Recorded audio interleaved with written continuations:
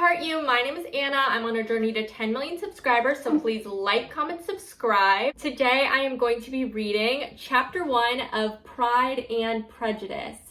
This is one of my favorite books I've ever read in my life. I always go back and reread it. I love the 2005 version of the movie. If you're on Book Talk or if you just like books, this might be the kind of book for you. A good classic romance novel, and I love it. If you guys hear any noise in the background, I do foster kittens. I recently got this book at the public library. I think this will be a really fun series. Chapter 1. It is a truth, universally acknowledged, that a single man in possession of a good fortune must be in want of a wife.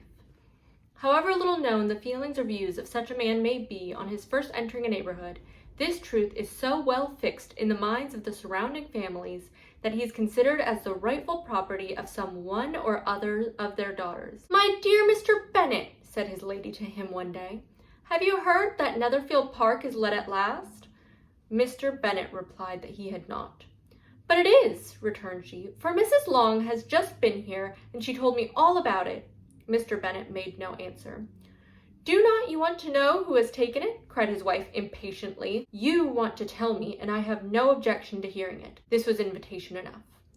"Why, my dear, you must know. Mrs. Long says that Netherfield is taken by a young man of large fortune from the north of England, that he came down on Monday in a chaise and four to see the place, and was so much delighted with it that he agreed with Mr. Morris immediately that he is to take possession before Michaelmas, and some of his servants are to be in the house by the end of next week." "What's his name?"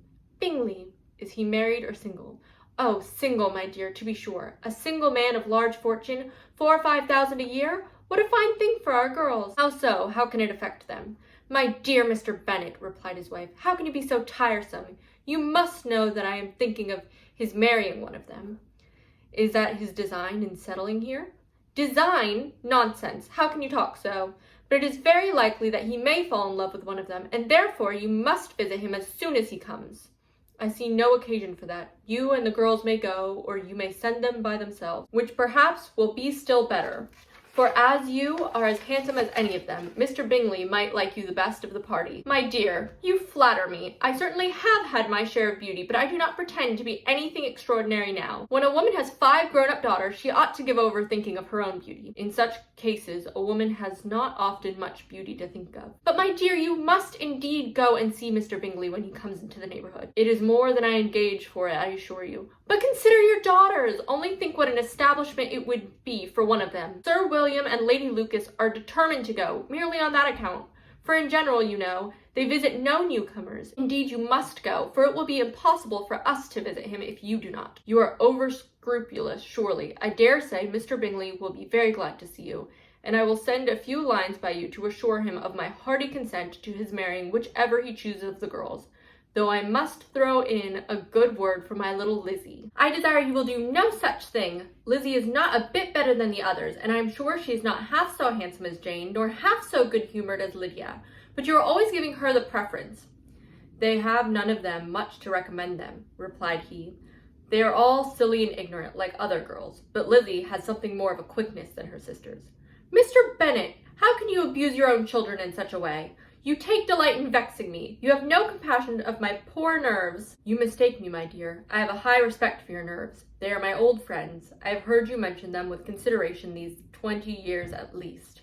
"Ah, you do not know what I suffer. But I hope you will get over it, and live to see many young men of 4,000 a year come into the neighborhood." "It will be of no use to us if 20 such should come, since you will not visit them." "Depend on it, my dear, that when there are 20, I will visit them all." Mr. Bennet was so odd a mixture of quick parts, sarcastic humor, reserve, and caprice, that the experience of 23 years had been insufficient to make his wife understand his character. Her mind was less difficult to develop. She was a woman of mean understanding, little information, and uncertain temper. When she was discontented, she fancied herself nervous. The business of her life was to get her daughters married. Its solace was visiting and news. Thank you guys so much for watching. Please like, comment, subscribe for my journey to 10 million subscribers. Thank you. I love you. I believe in you. You're amazing, incredible. I heart you.